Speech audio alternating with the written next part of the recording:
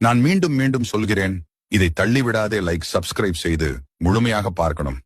இந்த வீடியோவை முருகனை கண்களில் நிறுத்தி ஒரு நொடி நின்று பாரு. அவர் முன் நிற்கும் போது வாழ்க்கை பயமெல்லாம் ஓடி போகுது.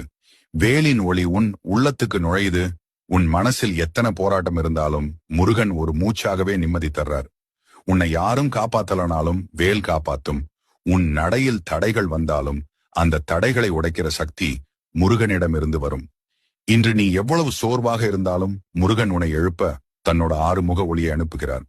உன் பிரார்த்தனைக்கு விடை வரலையா? கவலைப்படாதே, முருகன் தாமதிக்கிறார்.